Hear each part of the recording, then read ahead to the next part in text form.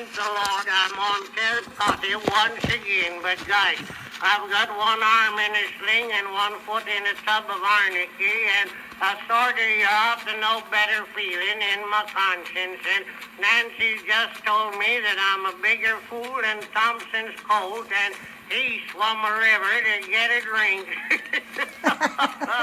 Well, we've just had our 4th of July celebration, and it was a great affair. We had the Punkin Silver Coronet Brass Band, and High Atkins was marshal of the parade, riding on Lige Willet's spotted horse, what he got when the circus busted here. We had all the best-looking gals in Punkin Center dressed up to represent the different states and talk about real estate sharks, guys. Those fellers are just wishing for a whole state all for themselves. And we had the Grand Army Post insisting that Jim Lawson, Abe Crosby, and Ezra Hoskins. Jim was carrying a sword, Abe had a musket, and Ezra was carrying a banner. And then come the Punkin Center Glee Club, and so we marched down to the Grove. Guys, the parade was fully 20 corn shocks long. While we got down to the Grove, the Grand Army Post stood at parade rest. Abe Crosby sitting on a stump, Ezra Hoskins leaning against a tree, and Jim Lawson trying to get his wooden leg between the running gears and hub of a wagon so he could sit on it. Well, after the Glee Club had sung the old Union wagon, Deacon Witherspoon stood up to read the Declaration of Independence, while the deacon said he had lost the book what had it in, but he could remember it, so he said, "Fellow citizens, when in the course of human events it becomes necessary for one people to sever the bonds which have so long held them in hoc signo vinces, or in the words of Napoleon at the Battle of Bunker Hill, hic jacet non compos mentis tempus fugit."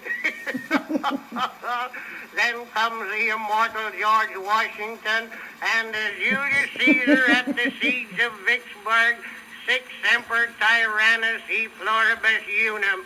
Just then the grandstand fell down and the states got all mixed up.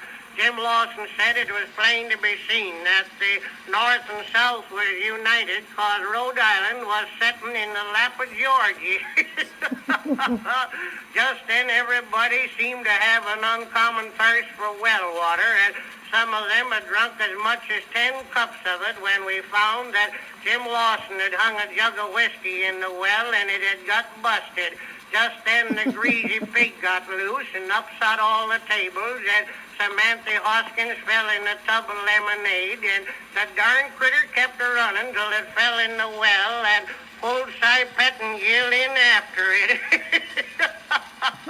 Well, we got Cy up, and then Hank Weaver and Abe Crosby and me went to fire the national salute. We didn't have any cannons, so we used a couple of anvils while we didn't have any powder, so we got some dynamite, what was over in the stone quarry, so we loaded up the anvils and tried to touch him off when Hank remembered you have to explode dynamite by discussion. So we stood off and throwed stones at it. Well, that's about all I can remember now. Hank Weaver will be buried Sunday if we can keep him till then, but the weather is pretty hot.